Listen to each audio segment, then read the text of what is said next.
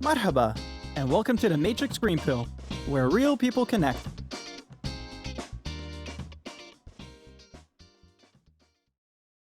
Hello, everyone, and welcome back to the Matrix Green Pill podcast. I am Melvin, and today we bring to you another intriguing guest. I'll let my lovely co host Shirin, or Oz as I call her, to introduce him to you. Take it away, Oz. Hi, Mel, and thank you so much for that introduction. I'm so happy to be joining you here again today. So, in today's episode, we bring someone who is used to conducting interviews rather than giving them.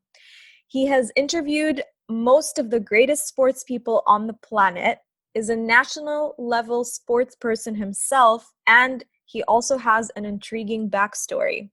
We are super excited to introduce you all to Alaric Gomes, who is the chief reporter of sports at Gulf News and the fittest journo around.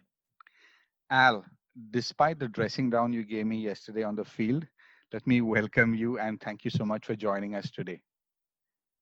Oh, it's an absolute pleasure. Thanks, Shireen, for the intro. And Mel, it's not a dressing down. What happens on the field stays on the field. Unfortunately, the aches and pains have carried forward to today. So, Al, let me get started by asking you a question that has been on my mind ever since I came to know about it. From IAS to sports journalism, how did that happen? Oh, that's one part of my life which was, so uncertain because I had just finished my exams and I was called for this interview. And that's when I saw the ugly face of India, so to say, wherein I was asked directly to pay for a bribe. Oh, Yep, and the job would be mine. And I'm talking about 1990, where it was 10 lakh. You give the 10 lakh to the five guys, and you can choose your posting. And I clearly remember. I clearly remember the guy telling me. He says, "Yeah, you can make up in maybe a month and a half." wow. 10 You lakhs in can a month and a half. Yeah, I mean that's the type of thing that goes on back home. And I just remember asking him, I said, "And what do I do after 1.5 months?" And I said, "Have a nice day, gentlemen." And I walked out. So that was the not so pleasant part. Okay. And so the sports journalism thing happened because of the interview that you gave? No, in fact, I was already too much into, more into social change. And because I have a background of being with the Jesuits, I had joined the Jesuits and I was with them for 9 years. Oh, And, wow. Yeah. So, Shireen, that is training to be a priest. And then. Thank you for clarifying. So I was just blanking out here. In another life, you would have called him Father Alaric. Yeah. Oh, wow. Okay. So, like the Jesuits, it's an order. It's an order, religious order. The Pope, the current Pope, Pope Francis, is the Jesuit, and is the first Jesuit who has gone on to be a Pope in over 2,000 years. Wow. So I had that at the back of my mind, and I had already done my course. I said, I applied to one of the newspapers, the Herald. It's called the Herald. It was OHeraldo in Goa. And they called me immediately, and I started the very next day. Okay. And that's how it all began. So it was not by accident as I thought it was. It was by design. You had an intention of getting there as a backup to the IAS career. Yes, for sure. I mean, it had to be something wherein I can affect a change. And that was the running paradigm all along. And I doubt I have, ever regretted per se any of these decisions, because I have somehow always felt a divine hand over me in whatever I have done. So Al, if I could just quickly ask you, what are the 3 sports that you enjoy covering the most and why? I think if you ask me offhand, I would go in straight for tennis because that's where it's something that fits into my psyche as well, because it's like constantly challenging yourself, even if you're playing an individual sport or a team sport. You are Right. constantly challenging yourself, and that's where the whole thinking lies. If you decide you can do it, you can do it. So, and I've met some of the top guys. I mean, you talk about Federer. I always say this. I say, Djokovic plays tennis, Nadal plays tennis, Becker played tennis, but Federer plays tennis. The emphasis is on plays. You see the difference is there. You have such a great, and to meet these guys, and to be at at times with them, to understand how they think, it takes you to a different level as well, whatever sport you do or whatever you do. Because at the end of the day, okay, Federer is 38, I'm 54. I mean, it's like, you still wonder, how can you push yourself? I mean, if he is at the top of his sport, I may be at the bottom of what I do, but I still can use what he is doing for himself.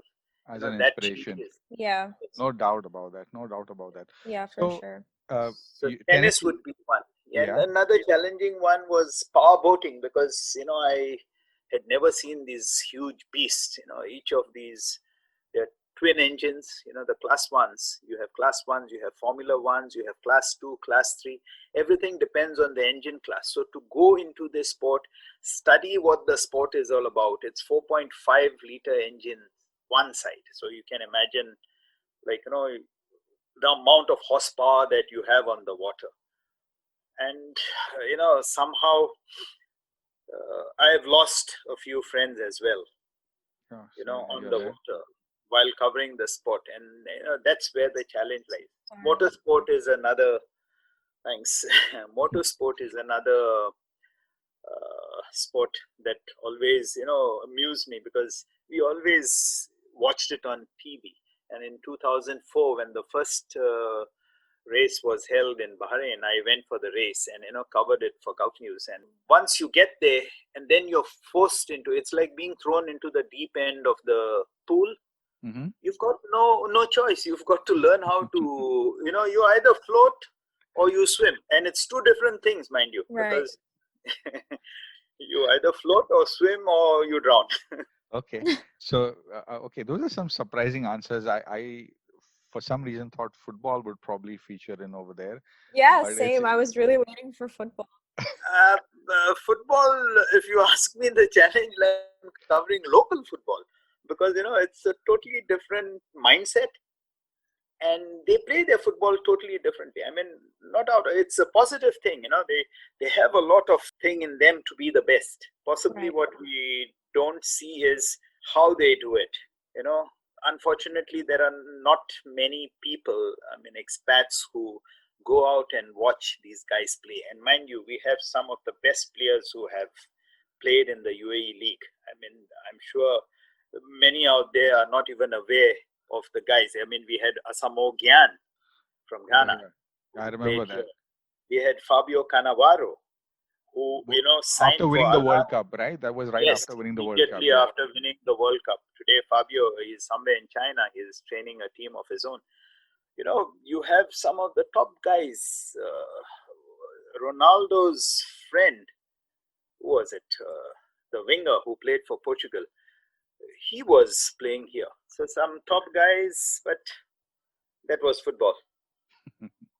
Okay, so you've definitely met the biggest sports stars that currently are there in the world: Nadal, Federer, Djokovic, Serena.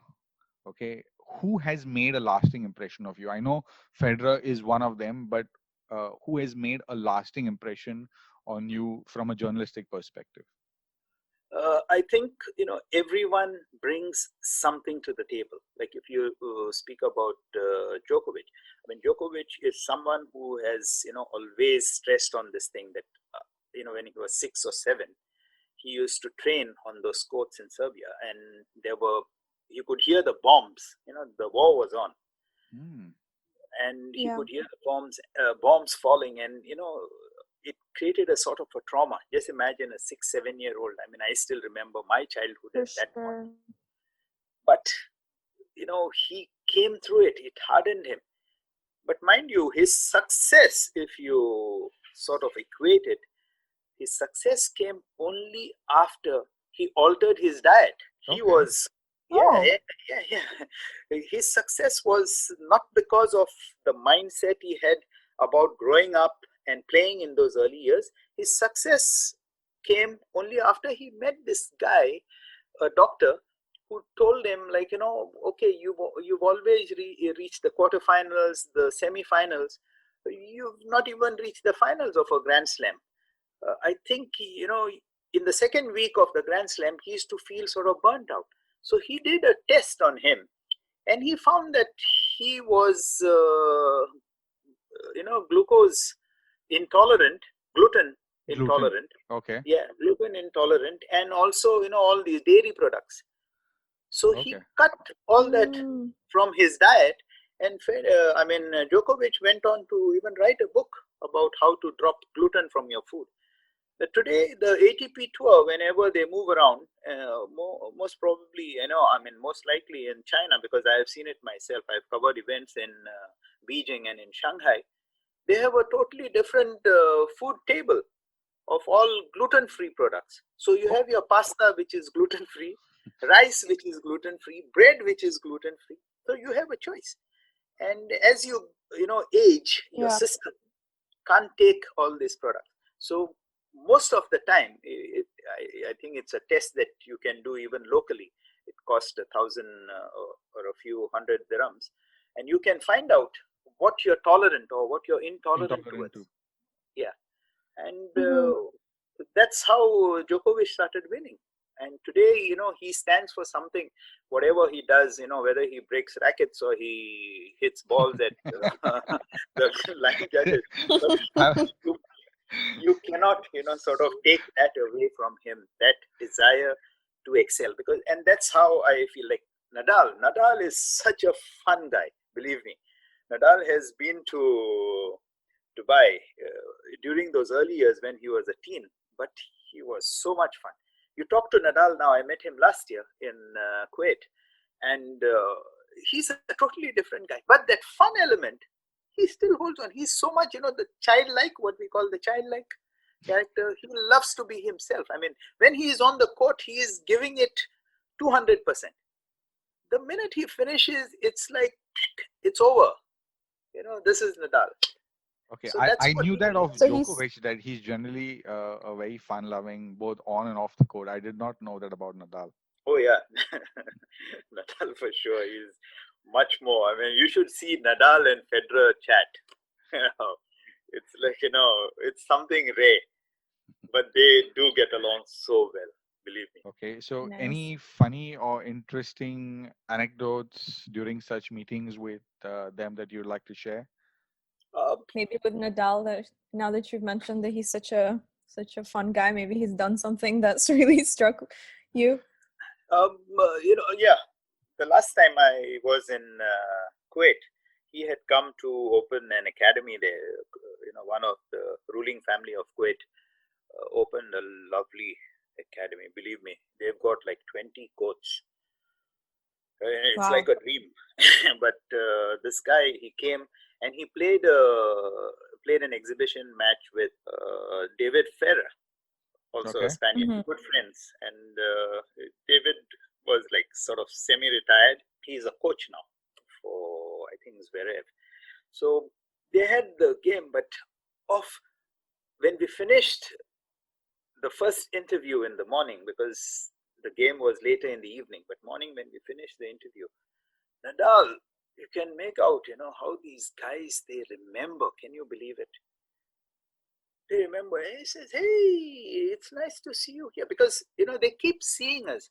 And one point which I always think about, like, we are much older to these guys, and these are like kids. I mean, my kid, my elder fellow would be as old as some of these players, but these guys, for them, to pick you up and to sort of remember, to keep that memory, it makes sense. It means that, it's not only they who sort of get influenced by you, you're also getting influenced by them. It works both ways. Oh, that's nice. Yeah. So you didn't make an impression on them, obviously, for them to remember you. Yes, for sure. I hope so.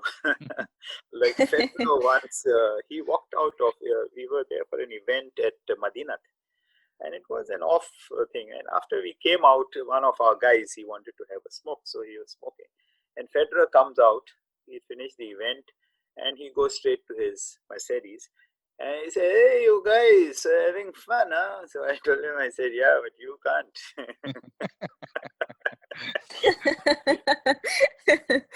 And mind you, it was just one of us who was smoking. I mean, I was not, but this other guy was smoking.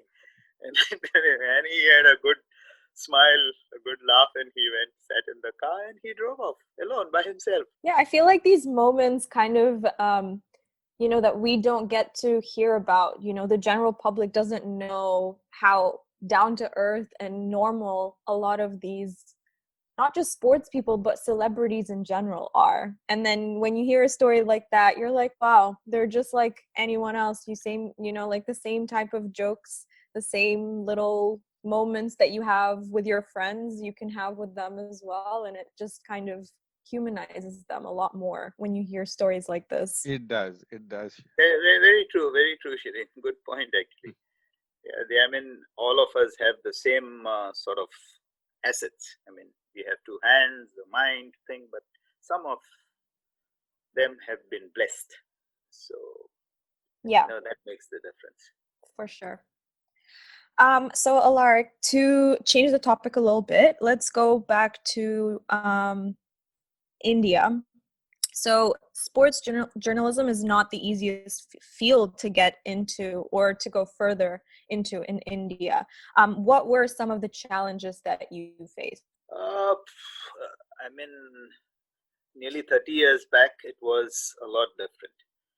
And I didn't have any challenges as such. The challenge was always to, try to do as much as possible, more for the experience rather than, just doing it for the sake of it. I mean, for me, this was like, a continuation of what I have always done. Like I've always been on the field from the time I was 6 or 7, and continuing with sport was always something that appealed to me.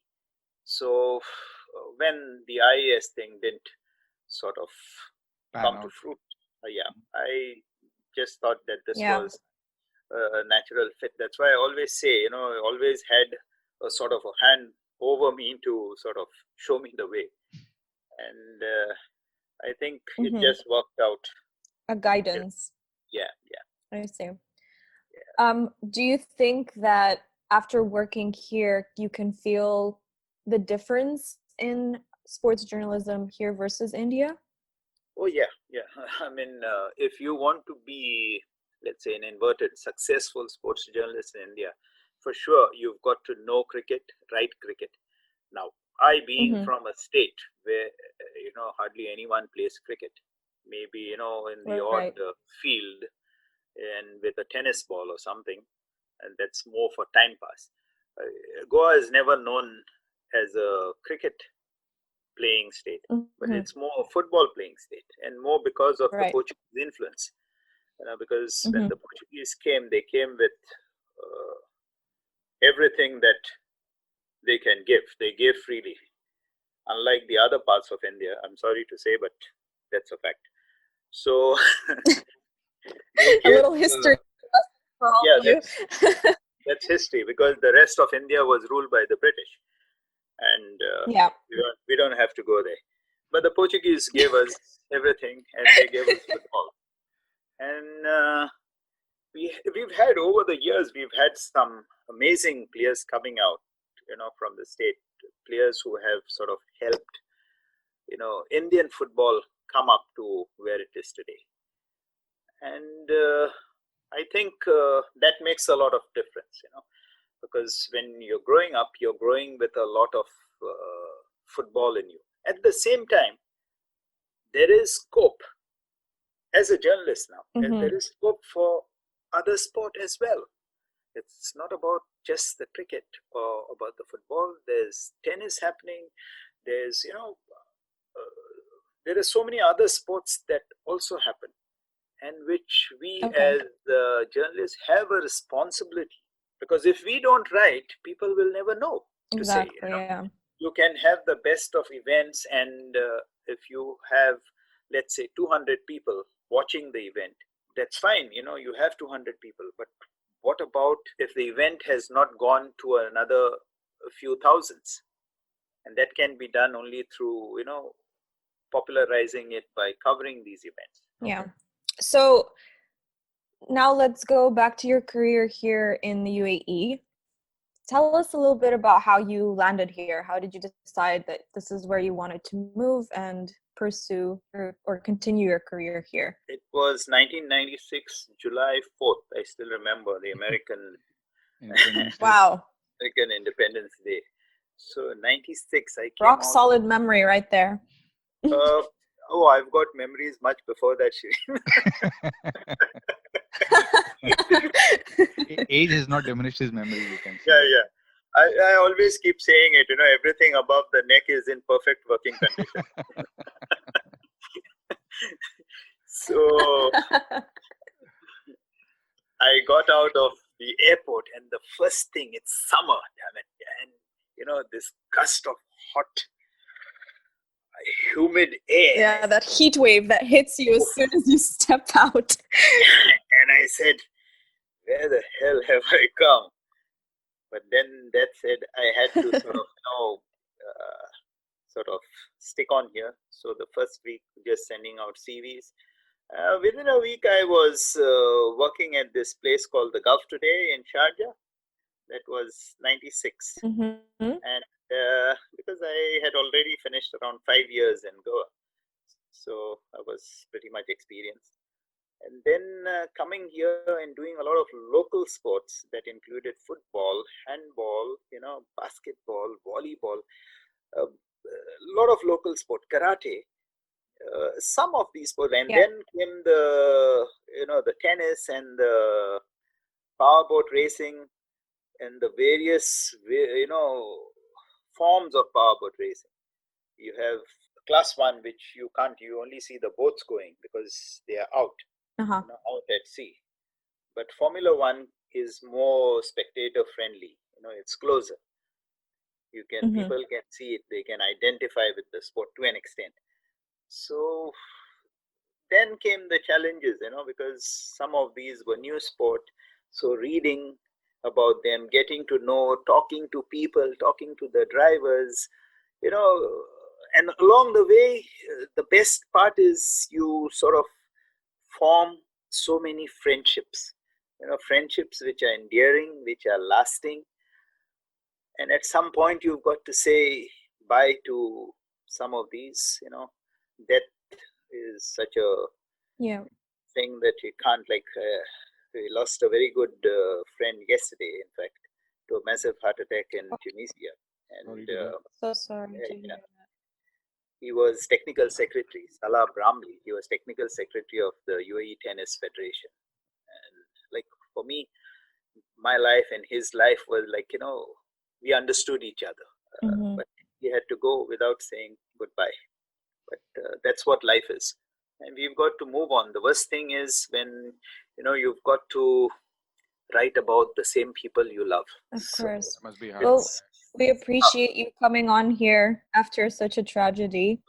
Life goes on, Shireen. I mean, what can you do? Every day that you wake up, Mel will be able to tell you the way I play. Or maybe you can come and watch us on a Wednesday. I would not recommend that. No, but believe me, once you cross the line, it's over. The battlefield is, behind you. Okay, so Al, Yeah. I'm just going to stay on this for a bit. You've been here for, 96, you said you came in over here. In this time, how has sports journalism changed? Oh, in leaps and bounds. Really leaps and bounds. because one of the things has been, the new sports that has entered. Like you can go for paragliding, or you can go for canoeing, or you can go to the Dubai, the Emirates, Mall of the Emirates, and do some snow sport. Now you have serious competitions going on there, and you have serious competitions on the water along the Jumeirah coastline. These are things which we had not even thought about. My memory, I remember once we went now where the Jumeirah, Jumeirah Hotel, beach hotel stands. Mm-hmm. There was the Chicago Beach Resort. And I still remember we went there at 7 in the morning just to watch the hotel being brought down, detonation.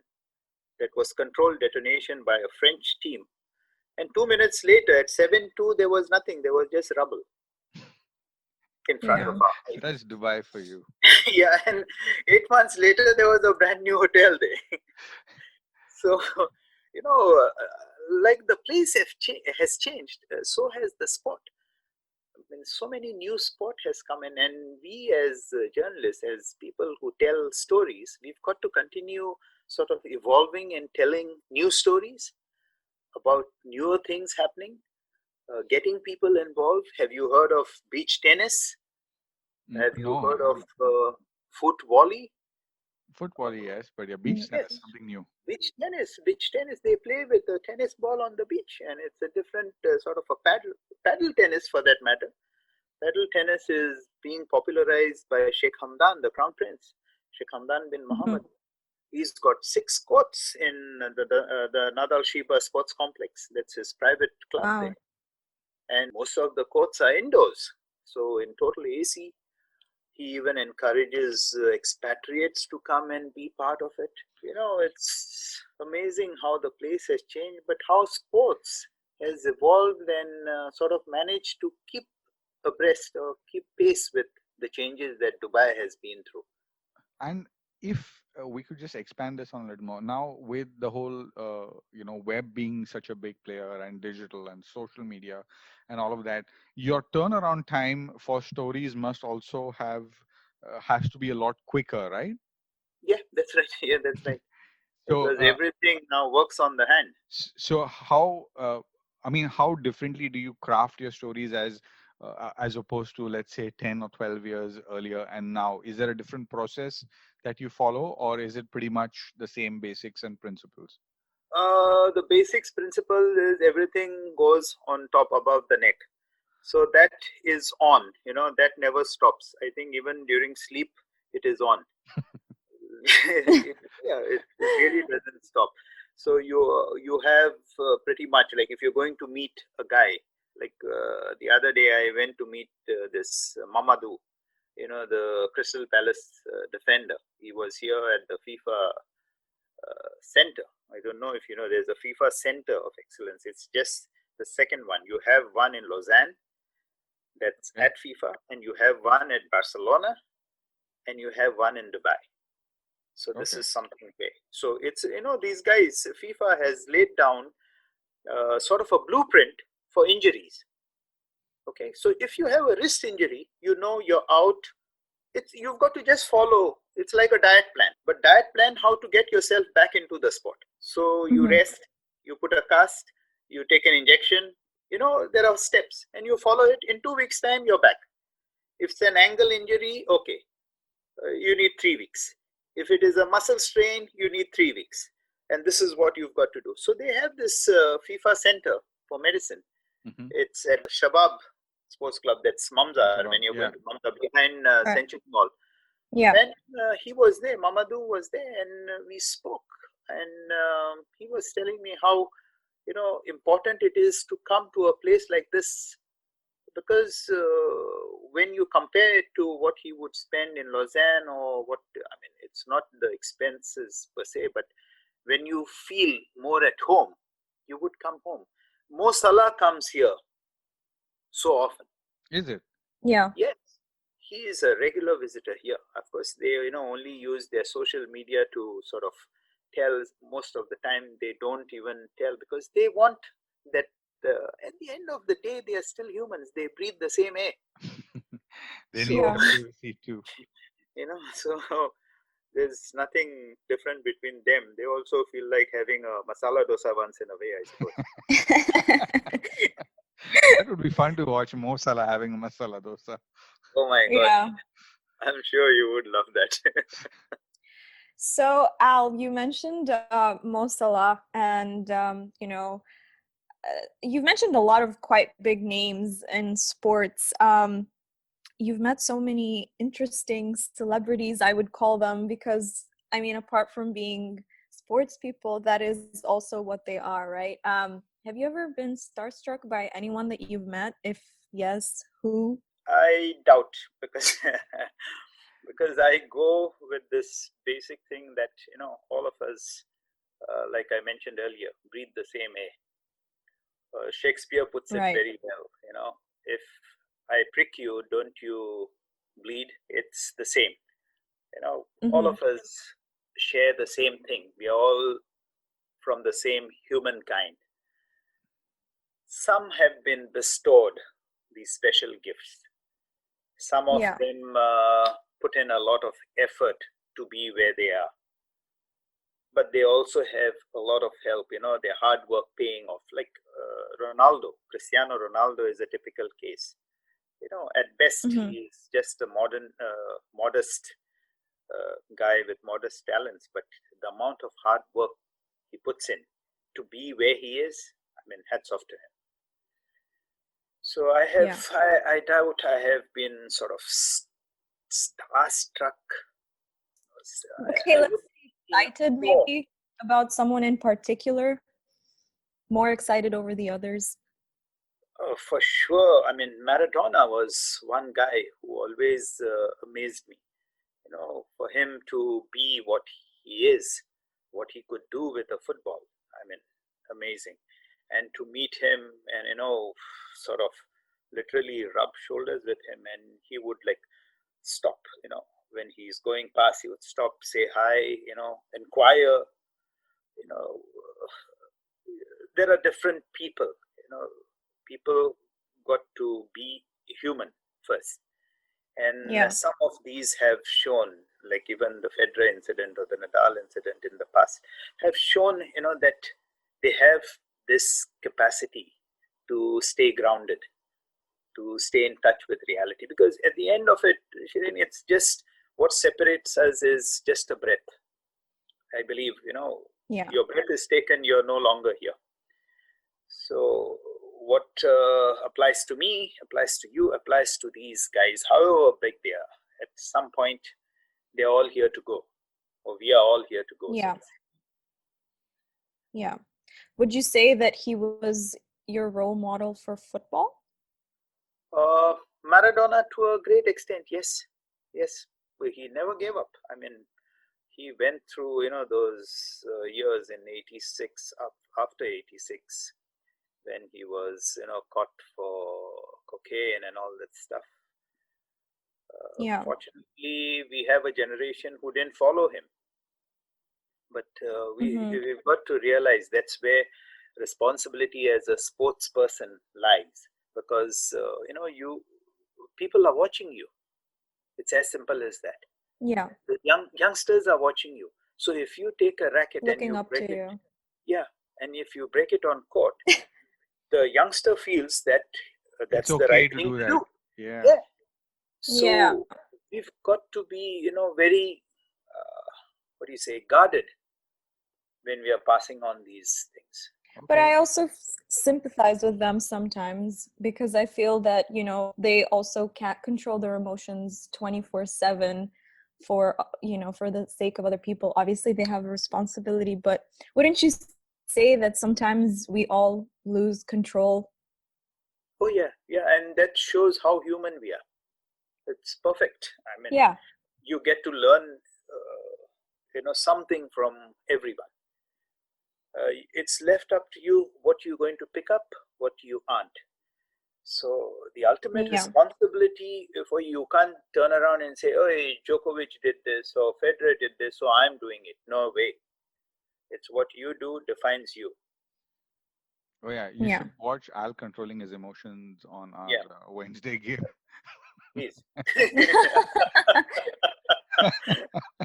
So, Al, apart from our Wednesday game together, I know you at least play on 2 more days. So, how often do you actually play? Practically every day except Sunday. It's a day of rest. Oh, okay. So 6 days a week Yeah, at 54? What? yeah. Superhuman right there. No, it's all in the mind. No, I don't believe that. It's not all in the mind Yeah, because I your think mind can be young, but then your body can't keep up. So, No, so it's there's you've got to do the right things. Like you ask Mel, after I finish, I'm off on my cycle back home, shower, eat something, and I'm straight into bed. oh, that, Get the rest. Yeah, get the rest. Wake up in the morning, start work. Everything is so, what do you say? You got to be disciplined. I mean, if you have no discipline in your life, you better not do it. This evening we are playing again, by the way, and we finish at around 9:30 perhaps. And just that Mhm. few hours in between, tomorrow 5:30 kickoff morning. wow. Oh my God. Yeah. Okay. On a So Friday? yes, Why? on a Friday. Why not? I work on a Friday. Sounds like my worst nightmare. No, 5:30 on a Friday. once again, that's of the mind. It's of the mind. If you've got to do it, you've got to do it. Okay, so you're playing 6 days a week, you're matching steps with teenagers, young adults. Okay, you're still not found wanting for stamina.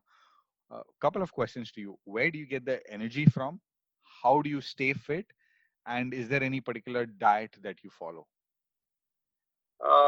Let me start with Tell the us your diet. secrets. No, there is no secret. Believe me, it's just the mind. There is no diet. I eat anything and everything. And to think, I've got a pacemaker. So Oh, I, okay. Okay. I don't. Can we just just stay on that? Yeah, you have a pacemaker. Yes. Okay, so you have some sort of heart condition, or you had. What happened is I was playing in Safa Park with some of my colleagues from Gulf News, Mhm. and it was 2005, September 18th, 2005, and it must have been around 6:15, 6:20 in the evening. We had just started at around 6, and I was with the ball, and I was going with the ball, and then suddenly I felt a little bit dizzy, so I stopped. And the last thing I remember is I just went down on my knees, and that's it. I don't remember anything else. The next thing is I woke up, and there was one guy sitting on me and pressing my chest to revive me. He was our Oh, telephone operator, Nasser. And when I woke up and I looked at him, and I said, "Now, who the hell is he?" I mean, I just couldn't any because by then, I mean, I was out for more than 2 minutes. And in that time, I had Oh, already wow. gone through the death experience. I had gone through the whole thing. And I wake up and I see the sky, and then slowly I come back and I say, "Oh, I was at the ground. I was playing. I had the ball. Everything comes back." And then I remember Nasser, and Nasser moved out from me, and I could see one of our photographers, Reggie, who was like weeping. And I am asking him, "Reggie, why are you crying?" And I didn't know that he was crying because he thought that I was dead, which I was, but my God. here I was alive again. And I told the guys, I The said, way you say it is like it's just, a little mishappen, but it's a pretty scary experience. "Oh, yeah, it was. It was. Believe me, there was a time, Shireen, when I couldn't even talk about it without getting emotional. But, after 15 years, I just completed 15 years of this thing on 18th of September. It's a pretty emotional day for me, honestly. But, I just give thanks that I'm still alive, that I can do what I can do. And therein lies my whole thing, why it's not just about playing. it's also about living life. I live life to the fullest, believe me. Because when you're given a second chance, there aren't many people who get a second chance. And I've had this second chance. So I make the best of it. I live life to the fullest. On a Sunday, though it's my day off, I go for walks, which is like 10, 12 kilometers. I just walk. My God. Yes, I just walk. Because that's one day when it's my off day anyway. So I just go for a walk. You'll find me reaching Satwa, or I'll go take a round. From Satwa, I live in Bardubai. I go to Satwa, come back. Sometimes I go this side. There is no anything that leads me. I just go that way. Okay. So that's where the whole passion for life comes. With this heart condition, how long before you got back to playing after you're diagnosed with it?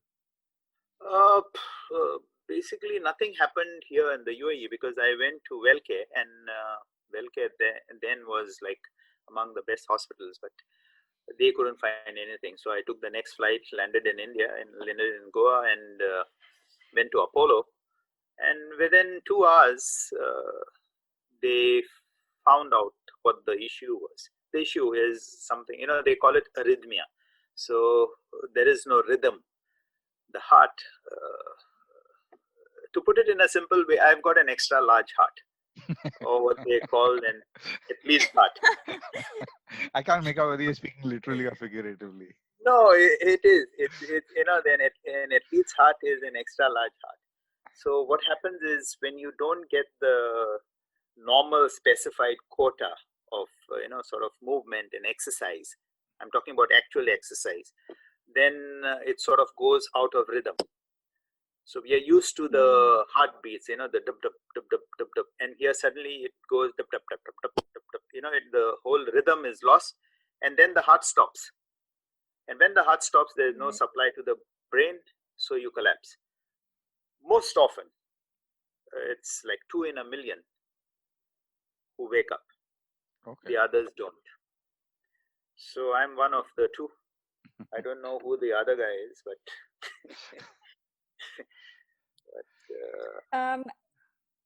Wow, yeah, that's crazy. I really didn't expect that, hearing that you play so much and everything, and that you have a pacemaker, and that you've gone through such a life-changing experience. Though I have really a inspiring. theory over here, Oz. I think he generates a lot of his pace on the speed he gets on the field. Probably comes from having the pacemaker there. Oh my God, really? He's too quick for a 50-year-old. The only common thing is the pace there. There is nothing else. It just goes a little faster. I feel like I have no excuse now for being lazy and not, working out, because, I mean, yeah, I'm actually really impressed. That's crazy. So let's maneuver off the topic and talk about your journalism career again. What would you say was your proudest moment as a journalist? Proudest moment comes in fits and bits, so to say. Meeting a guy like Maradona when he was coach of Al Wasl, or playing with him in the same team.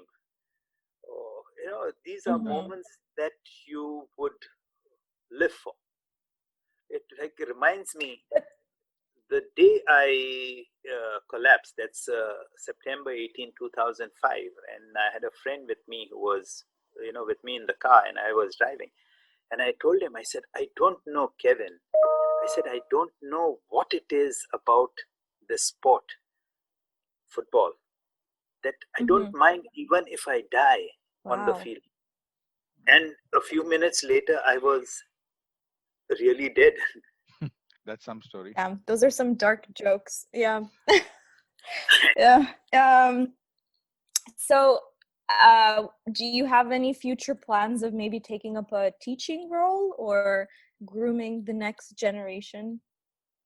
I'm always open to it. In fact, last year, till this pandemic hit, I was called as a guest lecturer at one of the journalism colleges here at the Media City. And I had a nice interaction with the group they were doing their masters, and basically they just wanted to know how exactly we operate at a live event. And it helped because there were some of the guys and girls who were there who had worked with us at the tennis. So that also helped because I knew a few of them. But I am all willing to help out the next this thing. In fact, I see myself maybe being sort of a lecturer more than anything, just sharing life experiences, because that's what life is all about. It's got nothing to do with see the things, the tricks of the trade, if you can call them. Those are things which are put in cast. Those are written. You cannot impart those, but what you can impart is what you have been through and how you have used these things which are laid down, and you can pass that. And that's why I would always love to be around people who have played the sport at a much higher level, though they are younger in age, but they know what it is to be a sportsman. They know what it is to be living life to the fullest. So you're inspiring a younger generation. And, speaking about that, you started as an athlete at a very young age. I think you were 6 when, you began your long distance running. And then you've represented Goa at the national level. Yes. So do you feel that at a very young age itself, you knew you were going to take up some role in sports, whether it was sports journalism or coaching or something else? But do you think that you knew it at a very young age, that this is what you wanted to do? That's what I always wanted to, because for me, my life was on a field, on a sports field. Whether it was running, it was playing football, it was being involved in any sport. Because my dad was the manager of Goa Sports Club. So, Okay. there was no dearth of encouragement that we didn't get.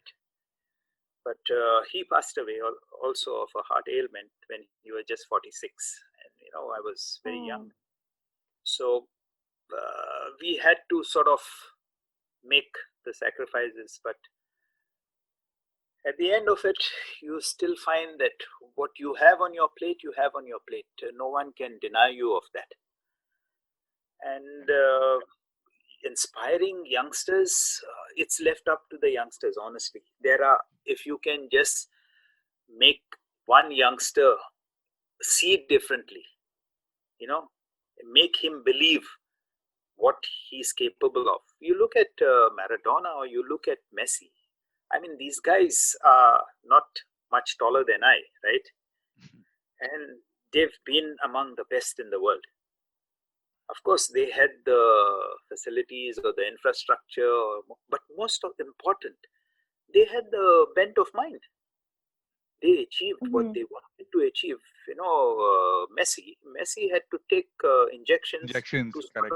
Right. stimulate growth hormones so that he could grow. Yeah. I mean, he didn't grow much, but he's okay. So, if these guys can do it, so can you. And these youngsters need to see it. I mean, for us, if you ask me, the biggest challenge today for today's youth and the youth that follow is that thing which we hold in our hand, the mobile.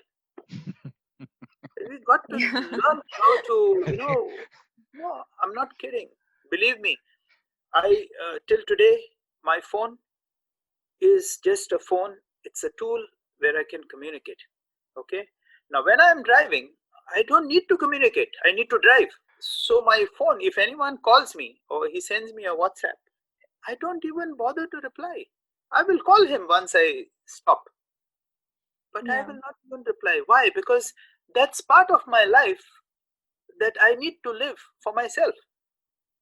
So, other than having a general Twitter, account of Gulf News Sport or, Instagram, I don't use social media. simply because I need a life. I've seen people who at 2 in the morning, they're still, using their social handles. Come on. You're just describing me right now. I I'm was feeling about to say attacked. that. We don't need this. 20 years back, we still survived. 30 years I back. come from this unfortunate generation. I mean, see, it's never too late to, alter our lives. Believe me, we've got to learn how to take, instead of holding that mobile in our hand, we've got to hold our lives in our hand and learn how to live a wholesome, fulsome life. Because there's nothing like challenging life as it comes. The phone is not going to solve any of your problems. It's going to only increase your problems. I mean, that's my take on what's happening to the modern youth. I may be right, I may be wrong. I am still open for correction. No, I do agree that they have taken over our lives, and a lot of the Not times mine. we don't even realize. Not mine. I'm speaking for my generation of people, as you call youngsters, that are addicted to their phones. Yeah, I can relate, but I think we notice it sometimes, and then we realize how much time we've wasted on these devices, and it just blows your mind. So I also wanted to ask you, what do you attribute your success to? Being off the My mobile phone. I say, that's for sure one, but I think it's just my passion for sport. It's just been my passion all along. I mean, and I've had this streak of being with the Jesuits, wherein, we have the saying, it's AMDG, ad maiorem Dei gloriam, that is for the greater glory of the Most High. You always aspire to be your best, to do your best. The rest, you've got to just leave it to someone up there. You can call him whatever you want, but you've got to give it your best shot. So whether you're walking, you're talking, you're fooling around, you're playing, you're writing, there is a time for everything. And that's the time that you've got to give 100%. And nothing, I mean, that's like being fully human and fully alive. If you're fully human, you can be fully alive. Yeah. So what, in your opinion, are like the 3 most important skills that you need to be successful in journalism? The first one I would think is you've got to be able to listen. Okay, not hear, just listen. There are a lot of people who just hear. No, you've got to listen to what the other person has to say, because when you listen, you are sort of, the other person is sort of unfolding before you.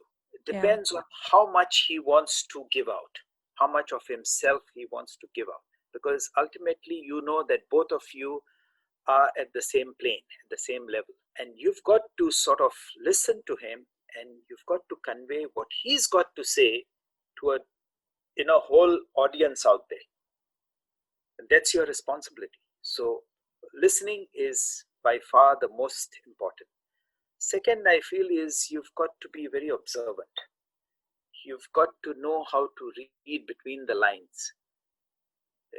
The person can say, those were the worst days of my life. When he says, those were the worst days of my life, you've got to be able to disseminate and say, okay, which were those days? Was there a particular period? Was there a week or 2 weeks or a month or 3 months? Was it an injury? Was it, a personal loss? And how that person has sort of picked up his, those pieces and gone ahead. It's so important. Like Martina Hingis, when she came here the first time in 2001, and I had the fortune of meeting her much before the tournament, and she won that year. She was world number 1, and she won the first ever Dubai duty-free women's open. And she narrated how, she was actually scared. It was a trauma because someone came on court. You don't know what the intention of the other person is. There are so many famous people who come. I mean, you don't know what the other person is capable of. and yet you've got to believe in humanity. So, you've got to be able to listen, to observe, and then you've got to be able to tell, to put these two together and narrate and to convey the right lessons. So these by far are the most important in my profession and as a person as well. Yeah, those are great and very important skills to have. Yeah, like you said, just in general as well, not just for journalism, but it's always good to listen and really pay attention. So I feel like I have to ask this question because it was a crazy year with the pandemic that we've had, and each person has had a different experience that they went through, different struggles. For someone who is an active sportsman as yourself, how did you keep yourself busy when you weren't able to go play on the field and go out in general? By far the most difficult months in my life because I am so, I can't get myself to sit in one place. For a wonder, I'm sitting for so long chatting now. But no, when it comes to work, it is like, I just sort of phase out everything. But it was tough. I used to do a little bit of exercise at home. Fortunately, we have open space because I stay on a ground floor, so I have open space outside. So I do a bit of exercise, or I did a bit of exercise with the ball, juggling, sort of just to work out some sweat and sort of keep fit. At the same time, paid a lot of attention to what I was eating and when I was eating, because if you're not going to exercise, you really don't need that much of food. And I realized it after the first week or so. And I said, I had taken eating as a serious hobby, like breakfast, then 11:30, something to eat, lunch at 1:30, tea with something to eat at around 4:30, early supper or dinner at around 7:38, and then maybe have something before going to sleep as well. And I said, do I really need all this? And then I decided, no, I don't. So what do? I stopped. And I eliminated 4.5 meals from my schedule and stuck to just half a meal. And that half a meal used to be at around 7:15 in the evening, because luckily we went into Ramadan, and I used to fast the whole day and break my fast when I used to hear the prayer call. So by then I used to be back from my walks, because by then Dubai had opened, and come back from my walk and have my meal, half a meal, and I was happy with that. A lot of water intake, and that's sort of keeps your system very alkaline. Okay, so you've kept busy being healthy during the pandemic, and it shows. When we play together, you can see that that's not had any effect on your game. So one final question, Al, to you is, you've inspired so many youngsters in playing the game. You've shared your knowledge. Have your kids followed in your footsteps into sports as well? My elder boy, Elmer is he will be 27 in December, and he's in Germany. He's doing his thesis, his doctorate in artificial intelligence and the detection of early detection of cancer. So he is amazing. He's been there now more than 3 years. So he should be finishing this year, he says. And he plays a bit of basketball. He was a big fan of Kobe Bryant, who, as you know, visited Dubai. Unfortunately, he is no more with us. And I still remember I picked up a Lakers 24 and got it signed by Kobe for Elmer. And Kobe said, he says, I have to write it for him. Tell me his name, and and it's part of one of those things that I have, which will go down in history, because unfortunately Kobe is no longer with us. Yeah, but things like that is what made him a legend, That's didn't it? wow. Besides what he Yeah. did on the court. Yeah. That's what. No, maybe Yeah, a for very sure. important point for us here. I don't know if Shireen would get it, but guys from the subcontinent, we're too used to this cricketers. Believe me, they just, you just get the feeling that they're out of reach, but they aren't. We've grown up to think that, that these guys are superstars, but why should we make them superstars? When you meet the others, when you meet a Federer, then hey, come on, these guys are normal human beings. And if Federer can be a normal human being, Rafa can be a normal human being, or Djokovic, I mean, why should these guys, cricketers who, I don't know, I mean, don't want to go there, but they aren't, honestly. So these are guys who sort of determine where the sport is going. And I think there's a lesson for all of us to be inspired. Yeah, for sure. So we have come to our fun little segment of our show where we will each ask you a few rapid fire questions. So it's like a little game show that we have. You just answer the first thing that comes to mind. You ready to play? Yep. Okay. So your current favorite football team? I support Arsenal. Okay. Your favorite sport? Football by far. No doubt about that. Okay. Your favorite restaurant in the UAE?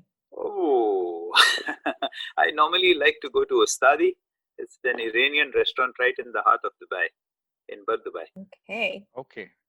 So I think this should be pretty simple. Federer or Nadal? Federer for sure. Tendulkar or Kohli? Tendulkar. Messi or Ronaldo? Ronaldo. Okay. And last question, since you're covering it, who do you think will win IPL 2020? If you're going by bets, I think it will be Mumbai Indians. But this is a game which is so driven by other things, other in inverted commas. So we have to wait for the other things. Okay then. Thanks, Al. And before we wrap it up, we would just like to do our green pill moment with you. Okay. So for your before that, Mel, I've forgotten to tell about the second guy, my second son. Oh really? Oh, sorry about that. Yeah. Eldon is 22, but he's as crazy as I am as far as football goes. Believe me, he is like I've seen him. So it has passed on to one of your kids. Yes. I mean, the guys are just on the ground. Wow. So, does he play it professionally, or just like you? He's just. The thing with Eldon was when Eldon was 13, I brought him here and he was with me. And he did a 3-month thing with Arsenal Football Academy. And I used to take him every day, to the sevens. And that is something which, changed him, because it gave him a full listing of what exactly the sport is. And he changed himself mentally. Then he watched me. I mean, he was always, how a father-son, we used to play together back home in the same team, sometimes in the opposite team. So, it's very competitive. On the ground, there is no father, there is no son. It's only another football player. So this guy, he had a chance when he was, I think, 16. He had a chance to play for Salgaonkar professionally in the under 21s. Wow. Which is quite a bit. But then, Shireen, apologies here, but the mom took over and I had to take her back. Okay, we wish him luck and success. All the best. Where he is and what he does. So, Al, I'm going to come back to the. He's doing his masters, by the way. He's finished it. Yeah. Okay. So I'm going to come back to the green pill moment. So I want you to tell us very quickly, what was that moment when you knew that this was your calling? I think just being in sport was convincing enough that, I had to somehow continue here, because, it gave me a lot of comfort. I was familiar with what was happening, and having played sport, and that to different sport at some point, I found that I could relate better. And I think I knew that I was in a much better position now to talk about things that I had been through.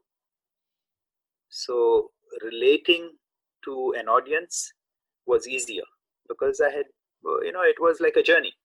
And for me, it was a continuation of this journey. All right. Thank you so much, Al. It's been My a pleasure. pleasure talking to you. And thank you for sharing some very Thank you so personal much. experiences. I know it must have not been easy putting it out there, but thank you once again. I think the pleasure is mine. And I'm so sure our audience is going to appreciate you being so honest about everything, and we'll enjoy this conversation as much as we did. So thank you. I'm sure, and I'm sure I will see you, Shireen, starting exercising as well. Fingers crossed. No, start with a walk. Don't keep your fingers crossed. You'll trip and fall. Okay. I will get right onto it. So thank you. And we look forward to more of your stories on Golf News. Okay, take care, Al. Yeah, thank you. Thank you so much. Thanks for your time. Yeah, Take care.